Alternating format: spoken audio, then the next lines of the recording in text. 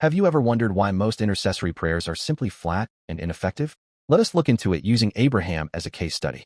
Abraham, being an obedient child of God, sensed that the men that he saw in the book of Genesis 18 were not ordinary men. He decided to entertain them nicely. After treating them nicely, they blessed his home by telling him that his wife Sarah would have a son 9 months from the time of their visit. Sarah laughed over it, as we all knew the story, because she was considering their age. God did not consider their old age because God is God and not a man. And they men asked, "Is anything too hard for the Lord to do?" And we all know the obvious answer. We must learn to be nice to people. The book of John chapter 15 tells us how God commanded us to love another.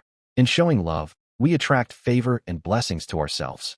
Any true obedient child of God will definitely be a good person because he must be led by the Spirit of God.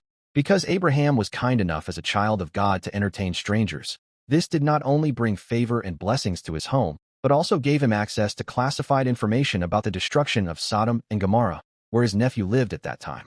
He also had the opportunity to negotiate with God on behalf of his nephew, and that God stood by to negotiate with a man. Obeying and having a good relationship with God has a lot of advantages. It makes us operate in realms higher than that of an ordinary man.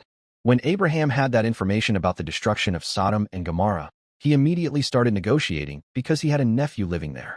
Let us go deeper on why most intercessory prayers are ineffective. You see, Lot does not have the type of relationship Abraham had with God, but he was not into the sinful practices of Sodom and Gomorrah.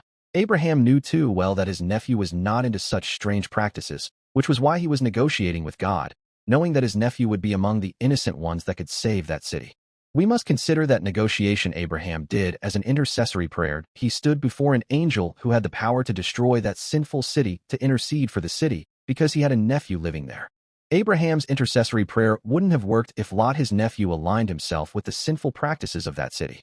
Now, we must know who we are even when we find ourselves in strange places and among strange people, that we must not do things because everyone is doing it. We must be the light that transform others and bring them out of darkness instead of joining them. The Bible considers children of God as agents of transformation rather than that of conformity. We must place ourselves on a safer ground where other people's intercessory prayers on behalf of us will be effective.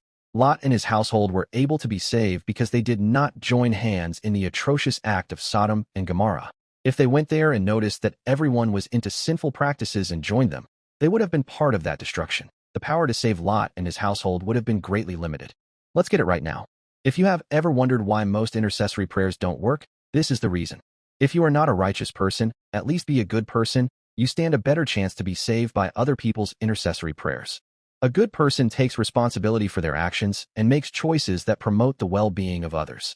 A good person might not be a righteous person, but he does not go about intentionally hurting people or getting himself into wicked acts. There are practices that are morally wrong. You don't need to be a righteous person to understand such practices. If they are wrong everywhere.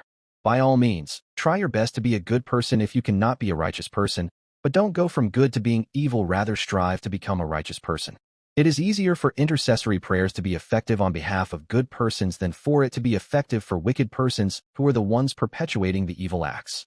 Some people have found themselves in a very dangerous situation, and even the fervent prayers of their loved ones did not save them, while others got saved from that same situation.